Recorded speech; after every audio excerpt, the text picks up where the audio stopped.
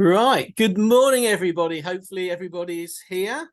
Hopefully the weather where you are is not too bad. It's not too bad here down in Watford. I think everybody's had far too much rain, and well, if you're like me, just so looking forward to having some sunshine and some warmth. It's just, yeah, depressing at the moment.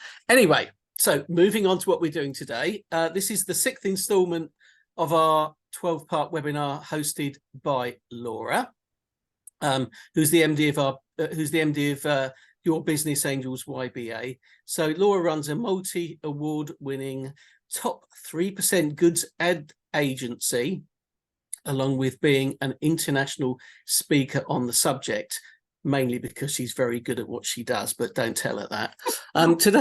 Today's webinar is called Beyond the Click, integrating Google Ads with your overall marketing strategy. And in this session, Laura will explore how Google Ads fits in with a broader marketing landscape, offering insights for marketing and managers and business owners on holistic strategy development. So please join me in welcoming our expert presenter, Laura Moxham. Over to you, Laura. Thanks, Stephen. Thank you very much.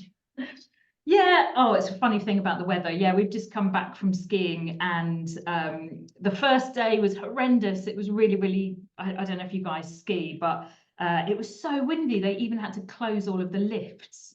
And then the second day, it snowed, which sounds ironic because you'd think snow is a brilliant thing, but actually you're trying to ski and you can't see a thing. You don't know if you're going up the hill or down the hill or whatever, but there is no snow here. Thankfully, there's no rain here. But yes, spring is on its way. So lovely to be here again with you, wonderful people from the Removals Association. And what I was going to do today is talk a little bit about what happens after the click. So as you know, we work with a lot of different companies to help them get more out of their Google advertising spend, because many people are sort of a bit disillusioned by it, thinking, oh my gosh, how does this all work, and how can we get the best from our investment? So that's how we help our clients, is we help them to squeeze the juice and get more sales leads and inquiries from their Google ad spend. But what happens after that click? So that's what we wanted to do today, is really give you some insights, some knowledge, perhaps challenge you a little bit on your thinking of how you're working with Google Ads and how it's helping your business. So it's wonderful to see some customers in the room, and wonderful to see some other new faces as well. So we are a friendly group. Please do reach out to us if there's anything you're not quite sure about, and if we can help you in any way, all regards to increasing your sales leads.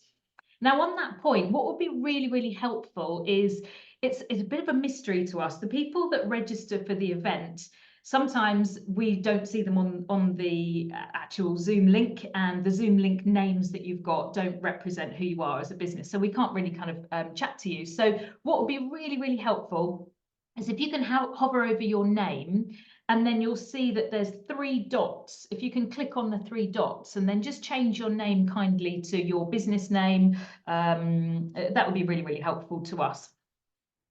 So let's crack on. So the first thing that we wanted to talk about is what you're going to learn today. So I just sort of mentioned there that really what I wanted to cover is, what's the purpose of Google Ads? How does this actually fit into your overall marketing strategy? Why are we doing it? What's the purpose? What is it going to be doing to help you get more inquiries and get more known locally? So let's have a look at that.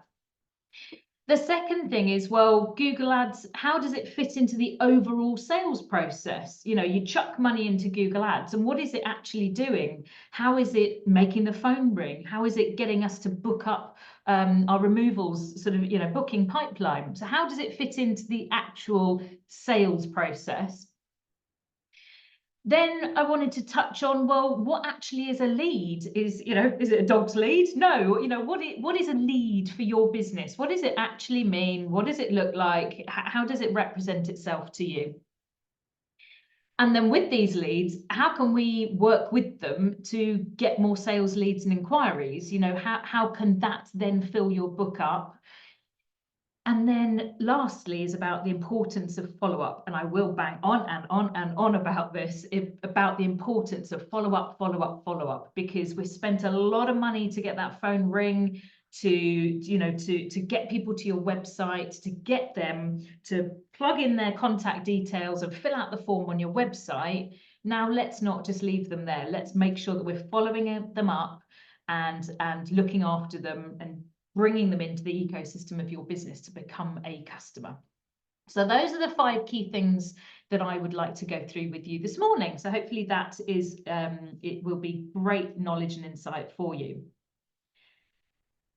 Let's look then, first of all, at the basics of Google Ads. Now, I'm sure most of you are doing Google Ads. And in fact, if you could, I do this each session, but if you could very kindly just put a little 1 in the chat, just to let me know if you're doing Google Ads. Doesn't matter to what extent or anything more than that. Just give me an idea of if you are doing Google Ads and spending money on that advertising, just so I've just got a bit of an understanding of where we're at. So many of you will be. I can see that we've got a few in the chat there. So we've got some people that are doing Google Ads. Now, what Google Ads is doing is bringing your business to the forefront of somebody's view when they are turning to Google to look for removals in your local area. Now, you might be wasting money on Google Ads doing things potentially a little bit awry. So there's things behind the way that you're doing Google Ads. But let's look at the purpose of it. The purpose, if we're doing it right and we're bidding on the right keywords, advertising the right thing in the ad copy, the purpose of Google Ads is for your business to be at the top of Google when somebody is searching. And I'm sorry if I'm telling you to sort of suck eggs and you know this stuff already. I'm sure many of you do, but just so we're all clear. So the whole point of this is to reach a new customer that hasn't really heard about you. So when we're doing Google Ads, we want to be thinking, well, what's the objective? What are we trying to do? Are we trying to just get our brand out there for people that are thinking about removals? Or are we going to use Google to try and get more sales leads and inquiries and fill our books? So let's think about what those goals would be. But in its simplest form, all Google Ads can do is present this ad, like I just said, and all it can do is bring people to your website. And if we're bidding on the right keywords, it's going to bring the right kind of people to your website that are looking for removal services in their local area. That's it. We're just trying to get people to the website. The website's job then is to try and get those people to then become an inquiry and to pick up the phone to you to fill out a form, etc. But essentially, it's showing your wares. It's convincing them that you're a decent company to speak to, getting them to click on your ad and come to your website. So that's what it's there for. That's the basics. Now, once they come to the website, what we want them to do is we want them to be enthused enough to pick up the phone and ring you and say, hey, I'm moving house in 6 months, or, oh my gosh, I've just had this issue where I must move today or in the next week, so depending on what sort of time period there are in that sales process, that person will be ringing you up and inquiring. Now that is a really, really hot sales lead. It is valuable gold right there. So they can come through to you on the form of a phone call. And the reason that that's really, really hot lead and a proper gold is because they will be speaking to you. You can overcome their objections. You can empathize with them. You can build rapport. You can speak to them to understand what's part of the sales process they are. And you have the opportunity to have that engagement and that conversation. However, the other option is somebody will come to the website and they may fill out a form and say, Bob Smith, and here's my telephone number and here's my email address. So that is a form that somebody will fill out. The challenge there is trying to then get in contact with them, because often you may phone them up and they don't pick up the phone because they're thinking, gosh, who is this calling me? So it's a little bit more difficult to get them into your sales process. So a phone call it's such an important part of what Google Ads can generate for you. The other option there is for somebody to put in their details and become a customer. Now, that's very, very unlikely with regards to removals, but if you have that on your website and somebody can actually book with you straight away, then that is something, but that is asking a lot of somebody that's not really heard of you. So the prime inquiry that we want to get is somebody really just to pick up the phone and get somebody in your office to pick up the phone to them, look after them and guide them through. So how does this fit in to create sales? Well, Google Ads, what we need to be doing here is aligning what somebody sees on the advert that they're presented with. And once they're presented with that advert, they then need to come to your website, and that website should hopefully resonate with that. And what you have on your website, the messages, the offer, the location, etc., that should all resonate with what somebody has seen in your ad. So it's a journey that somebody's coming along. So they've gone Harpenden Removals. I've typed that into Google. I've then seen an ad. And the ad is saying, you know, 5-star reviews. We've been around for 20 years, you know, something that's really enticing that gives them the credibility and want to click on your ad. So that's the goal first. The goal first is to get somebody really wanting to take that next journey. So we click on the ad. Once they come to the website's job is then to resonate with what they've seen in that ad and hopefully entice them to pick up the phone and speak to you. So make sure that those dots are all joined up because we're taking them along a sales journey, and the Google Ads part is the first part on that sales journey. So the important other element of this is tracking success. So when we're looking at our Google Ads, we want to be able to understand, well, you know, I've spent £1,000 on Google Ads. How many phone calls have I had? How many people have filled out the form so that we can see its success and its journey along that sales process. But the Google Ads is part of this journey. It's part of the experience that somebody goes through. So somebody sees the ad, they come to the website, and they need to feel your brand, feel what you stand for, and have the confidence in that experience to think, yeah, all right, then I'll give them my time by giving them a call or filling out a form. Because not forgetting that this is a big ask of somebody. Somebody is then going to call up a company they've never heard of probably, or they might have done if they've heard of your brand locally. But they don't know if they're calling up a big corporate company or if they're calling up a guy that sat in the van, you know, and answering the phone as a one-man band. So we need on the website to represent what you stand for and take somebody along that journey so that then when they actually speak to you, that journey is then continued too. So the other thing to think about is the other elements of the channels. When I say channels, it's the different marketing platforms that you have available to you. So with you've got the option of Facebook, of Instagram, of TikTok, all of these different elements. Now, I'm not here to tell you about how to do the marketing in those particular routes. My point here is that just make sure that when in those channels, you have a little bit of information in there that again isn't a hop, skip and a jump away from what you've got on the website. So it talks a little bit about your brand, it talks a little bit about how you've been around, and the sorts of unique selling points that you might have. So if they go, you know what, I've just been on their website, let's just quickly check out on Facebook, because you know we do this, we sanity check along different channels.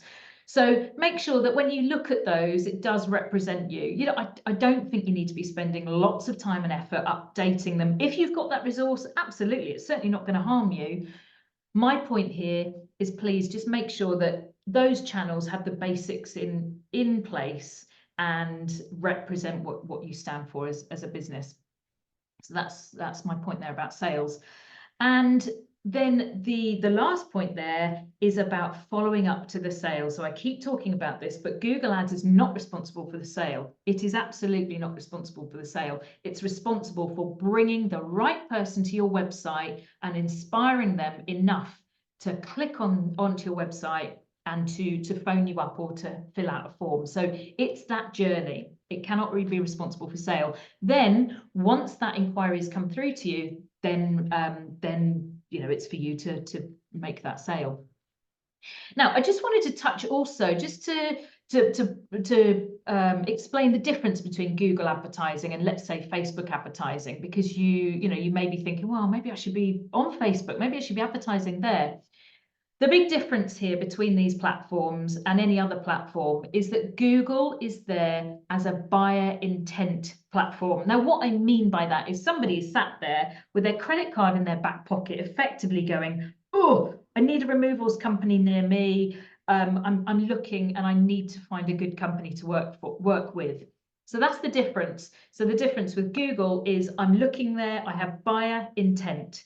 With other platforms like Facebook, and you might think about LinkedIn potentially, but that's a different market audience, is that, you know, you're trying to say, look, we do removals, come to us. So it's effectively, you're kind of, it's called interruptional marketing. You're interrupting and going, I think you know, you might be in the market for moving house.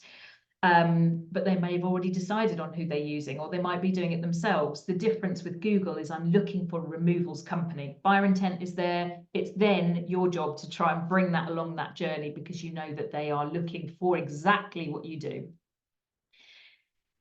Let's now look at the journey of Google Ads. So we've talked about the ad. So the ad is the first thing that somebody sees. The second thing is, hopefully, if they click on the ad and it's good enough and compelling enough and relevant enough, they will then come through to your website. They come through to the website.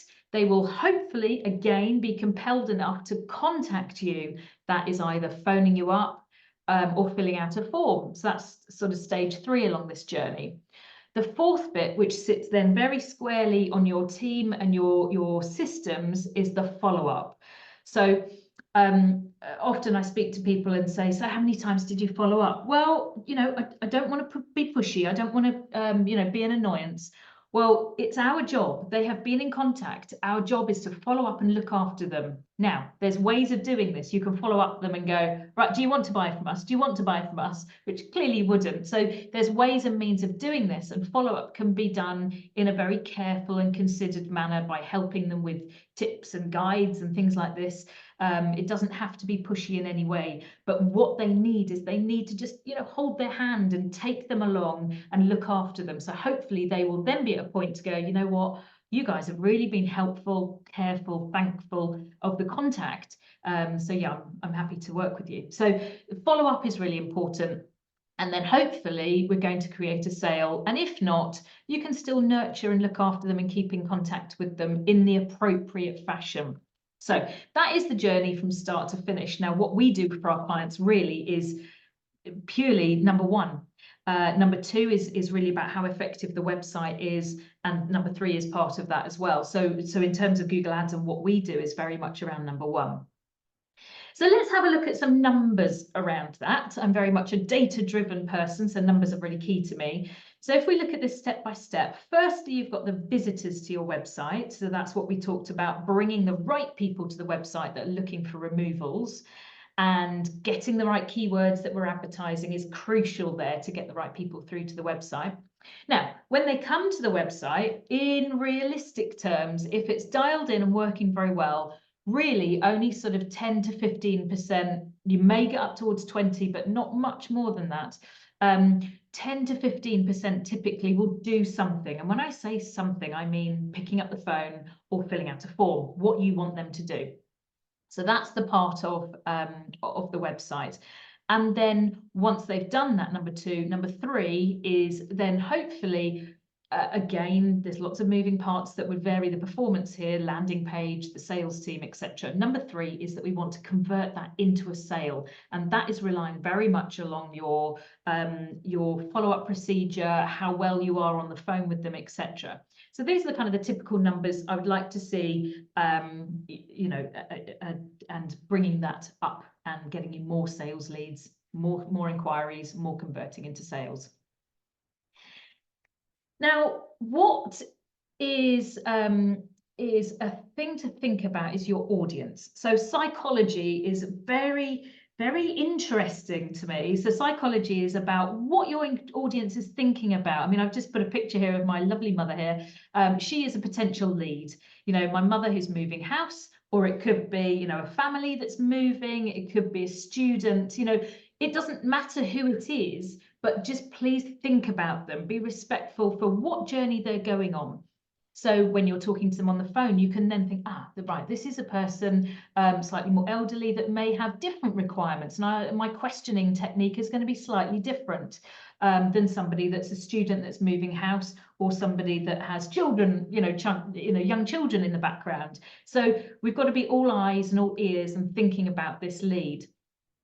So when we're doing that, this is, I said at the beginning, this is a really hot lead when somebody phones you up. So we need to have, if you've been in any sales training, you'll have heard this before. We've got 2 ears and 1 mouth for a reason. That proportion should be thought about. So we need to be listening, asking a few questions and really, really listening about that, actively listening with open questions, timeline, budget, requirements, we could have a whole session on this, but actively listening and asking those sorts of questions. So, it's interesting. It's like, when you read a book and you look at that character and you think, right, that character, she's got blonde hair, she's got glasses, she's a bit grumpy. People are making preconceived ideas about you, the person that's answering the phone, the second you make that first bit of words coming out of your mouth. So that's why answering the phone, and because there's such a valuable sales lead on that phone call that's coming through, we need to answer the phone in a fantastic manner. We need to be happy, jovial, and even if you've had a rubbish day, and like this morning, I lost my dog on a dog walk, it doesn't matter. I'm here with a big smile on my face, and it's about you not worrying about what's happened in my life. I'm going to look after you, and I'm going to give you what you need. So inquiries on a phone call is really, really important. And it's just one of those things to be reminded of. I'm not telling you something you don't know, but the person answering the phone call for your business should be aware of this and should be empathetic and take the necessary steps to take this on board. So then the other part of an inquiry is having a form that's filled out. So you may have a form, not like this, but it will have name, email address, and phone call. Or it might be that you ask quite complex questions and asking quite a lot of somebody that's filling out the form. Now, my point, just to raise this, is be careful. The more you ask in a form, the less likely somebody is to fill out the form, because they'll look at it and go, oh my gosh, this is too cumbersome. There are ways around this. So the first part of the form, you could ask very basic questions like this: name, email address, and that's it. And then once they've submitted that, then you can ask more questions like, when are you moving? Where are you moving from, and where are you moving to? And the information that's really valuable to you when you're following up. But you've already got their details. They've already committed to you. So there's some tactics that you can use there. Now, these filling out of the form, these people, they are harder to convert. The reason they're harder to convert is they're a little bit more difficult, not impossible, clearly, but they're a little bit more difficult to get hold of. Now, speed is of the essence here, though. When somebody fills out the form, it is speed to lead, ladies and gentlemen. You need to call them up as soon as possible. Because if we go back to the beginning of this journey, thinking about my mother, she's filled out the form, she's searched on Google, she's looked at these 4 different options, because when she looks on Google, there's usually 4 different options. She's gone to this one, filled out the form. They haven't contacted me. I've gone back, I've filled out the form on a different website. And so she will do this multiple times. She might call 2 or 3 different companies to get a comparison of what works better for her. But you know what? If you phone up that person quicker than the other, then you've got a far better chance of making that sale. And we did some market research. We phoned we filled out a form, and from the research that we did, literally 25% called back the leads within, it was 5 days, only 25%. So what happens is, when you've got a form like this, you've probably got an automated system, or hopefully you have, that will automatically reply to them and say, thanks for your details, we'll be in touch. But very limited actually phone up that lead. So please Get onto that phone, ring up the person, look after them. They need your help. They are reaching out to you. I wanted to put some more numbers to this. Let me just grab a swig of water.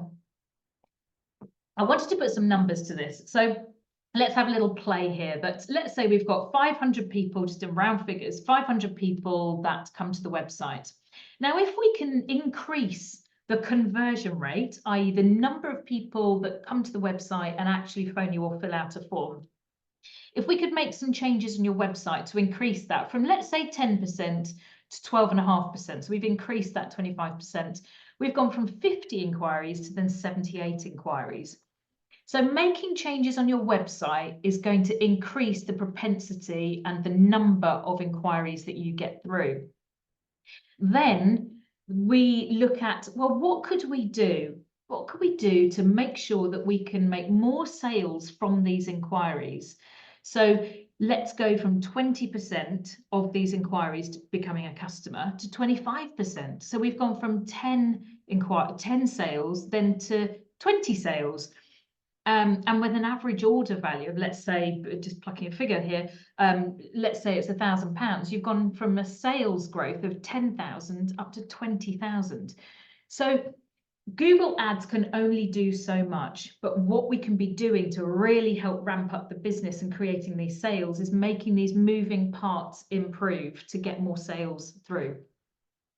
So let's have a look at a couple of these today. So the website, let's see that we can make some changes to the website. Let's make the score a bit better. I'll just sort of use a funny little acronym there. So the speed, first of all, this is really crucial for Google Ads and also for the visitor. So the visitor comes to the website, and if it's relatively slow to load, they're going to go, oh, I'm off. And from a Google Ads perspective, if your website is even, just a few seconds slow, it will in fact make your cost per click a little bit higher, which, is going to make your return less. So go to that website there, put your website through that speed checker. I'm sure many of you have done this already, but if you haven't, please do. It will do a review of your website and it will give you a traffic light score on the speed of your website. You might think your website's fast. It may well be, but keep keep Google happy. So that's the speed, first of all. The things that can be holding up your speed is the hosting of your website. It could be that you have slow loading images or videos on the website, that can be rectified. And the other thing actually is redundant scripts on your website. So as you have developed your website, you might have more things that you've been putting on there. And actually what that means is it's making it a little bit harder to get the website to work. And so this website is slower. Speed is something for you to spend a little bit of time on. Secondly is about the call to action. Now that basically means, what do you want the person to do on the website? So that could be phoning you up. So is the telephone number really prominent? Do they have to scroll down to the bottom? Is it really, really small? Is your call to action on the phone calls really easy for somebody to do? So that's the call to action. The other call to action could be filling out the form. So is that really easy to find? Is it on a mobile? Is it really kind of thumb friendly? They can easily thumb across to get to that form. So that's the call to action. The third bit is about making sure that you have an offer, and the offer is it could be just calling you up. It could be that you have an offer, free boxes, for example, something like that. The other part is about having relevancy. Now, the relevancy is usually the location. So it needs to have Harpenden if you're based in Harpenden, for example, which is where I'm based. So that when my mum comes, she goes, oh, okay, yeah, Harpenden, right? That's a local company. Wonderful. The other element is about endorsement. So we are like sheep. We need to make sure that somebody else has been before us and has had a great service. So a couple of testimonials in there, just literally one-liners. They were wonderful to work with. They turned up on time. A couple of endorsements. Don't need war and peace. So these are the kind of things that you should be looking at on your website. So do a little sanity check yourself. Go and have a look at your score that I've put there and make sure that when somebody comes to your website, they are going to be more likely to become a customer. And then the other element is about following up. So follow up, follow up, follow up. We need to make sure that we are doing this and contacting our customers to make sure that that we are actually making contact. So I said earlier that only 25% called up to follow up. Also, we found that the only 10% had sent a little text. You may not have texts as part of your marketing communication, but text is another way to come in from a different angle to follow up. And so that's quite valuable. And the other thing is about 70% of these only followed up 1 or 2 times in a 5 days period. So, we need to be looking after our customers. Don't think that you're British. It's not about hounding a person. It's about looking after them and communicating them in a way that is helpful to them. It could be a guide. It could be, here's your 5 top tips on moving house, how to wrap up your Ming vase, for example. Silly things like that you could put in there. And the reason why it's so important is that 80% of sales require 5 follow-ups. That is a statistical fact. So we need to be holding the hand and looking after them. I put in there another little fact there, that following up within 5 minutes, you are 9 times more likely to get that sale and to engage with that person. So you've got to follow up really quickly when somebody's filled out that form. And 70% of salespeople, whatever you want to call them, customer services execs, whatever, the person is only send 1 email to prospects. Now, how often do emails get lost? How often do you look at an email? However important it is, you might go, oh yeah, I'll deal with that. And something else happens, the phone rings, the doorbell goes. So follow up, follow up, follow up. I put in here a few different thoughts and strategies around follow-up. We've talked about timing. It matters. It's a race. You are competing against others that are going to pick up the phone and speak to your prospects sooner. Make sure that it is a little bit personal. It's not too generic. So it's got, in the email, it's got "Dear Laura," that makes it feel a little bit more personal. So make it a nice, warm communication. Email frequency. So there's the Fibonacci technique, which is where you contact somebody on day 1, day 3, day 5, and then it can go out a little bit further. So then maybe day 10. So it lengthens as that journey lengthens as well. Have you got a call to action? Have you said, phone us or reply to this email and I'll be able to help you further? Give them some directional techniques there as well. And again, have a really clear call to action in that. You can have some automation in there. So you can use systems whereby it will automatically send a text. It will send them a link to a video, and it will have this nurture technique coming through. So you can use some automation. It doesn't need to be something that in the team they're manually sending out a text, sending out an email on day 5. It can be used through automation. I've just got some little pointers on that on the next slide. The other thing that you could use is a little bit of AI. So you can, I'm sure you've used perhaps Chat GPT, and there you can create some campaigns. You can give it a prompt and say, right, write me a 4 or 5 stage email campaign that I can send out to prospects that have been in contact with me by visiting my website, and it will create you something. You don't have to start from scratch on these things. So you could use a little bit of AI to help you get out of this sort of blank sheet of paper scenario. And so what could you do? What could you do today, or what could you review about your sales process? So you could be using a CRM system, so a client relationship management systems, Salesforce, HubSpot, Pipedrive, or you could use it within Outlook. You could use MailChimp. Actually, the system that you use, it doesn't matter. Don't say, what system should I use? Be thinking, what do I want the system to do? And in your business, really, it's just quite a simple process of, on day 1, I want this to go out. On day 3, I want this to go out. On day 5, I want this to go out. And on day 10, I want this to go out. And in between, I want a couple of text messages. So you can write out a little automation system that will help follow up these inquiries.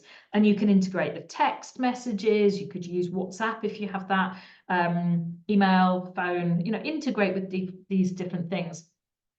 And the sorts of communications that you could use is you could provide, I say a case study there, but like you could do a write-up of Mary that's used your services, and it was great because she was it made the move stressless, etc. You could provide some tips, discounts, etc. So there's lots of things that you can do without saying, hello, can I have the sale? There's ways and means of doing this. Craft some compelling and interesting communications that you could use. And I've just put on here, I won't go through them all, you can sort of read them through, or certainly take a photo and have a look at this through with your team. These are some kind of thought-provoking things that in your business are you doing, are you thinking about? Because I guarantee that if you put these to work and you question yourself and your business about this, you will get more sales, because you've gone through the thought process. You've thought about my mother, about how you can take her into a sale rather than just, she doesn't want to do removals today, so I'm not going to follow up. So ask yourself these questions. You could sit down as a huddle with your team, whether that's you and somebody else, or whether you've got 10 people in the team, 20 people in the team. Have a huddle about these, because like I say, I guarantee if you ask yourself these questions, you will increase sales to your business. I rely on my good old Bananarama, because I think with marketing, with all of the things that I've talked about here, it ain't what you do, it's the way that you do it that gets results. Following up, it's about how you do your Google ads. It's about how we do these things that makes the difference, because you could do it in a really basic fashion, or you could do it in a way that is going to get you those outcomes. Takeaways. Hopefully you've taken something away from today. That is my goal. My goal is to make you think, right, what could I do differently? And my goal is to help you grow as a business and get more sales. That's my purpose. So we've thought about Google Ads. It's not just about Google Ads is just going to get you the visitors. It's then the thinking about what could you do after that. So the website's purpose is to try and get that person along the next step of the journey. It's phoning you up or filling out the form. Then the next step up there is for you to follow up like a ninja, really look after those inquiries, because it's cost you money. It's cost you good money to get that person to phone you up or fill out. And don't give up on that follow-up. So I'm more than happy to answer any questions if that would be useful. I have slightly gone over time today in my excitement about following up and the benefits that it can do for your business. So pop in questions into the chat, or by all means, please do reach out. I'm really happy to help you. There's an email address there, team@ybappc.co.uk. And I've also put in there a little free gift. So if you are doing Google Ads, then you can have a strategy session with us where we can look at your Google Ads and see if there's ways, because 9 times out of 10, we're seeing that there's quite a lot of wasted ad spend and missed opportunities, and we can articulate exactly where that could be. No obligation whatsoever, just to purely to help you. So I will pass over to Stephen, who I'm sure might like to close the session. And, yes. And yeah, by all means, reach out if you have any questions. And I will, whilst Stephen's just sort of closing the session, I'll just have a quick look in the chat to see if there's any burning questions in there. Okay, well, thank you, Laura. Lots to take away there, lots to think about. Now we've got another session coming up in about a month's time. I don't have the exact date to hand, so I don't know if you or Megan have that available to let everybody know. Yeah, it is the 2nd of May on a Thursday morning at 10 o'clock. So okay. We will reveal the next topic coming up. You'll get right. Okay. So we will advertise and collate names as per usual. So thank you very much to you, Laura, and thank you to everyone for attending today. And yeah, we will see you on the next session. Thank you. Bye-bye. Bye.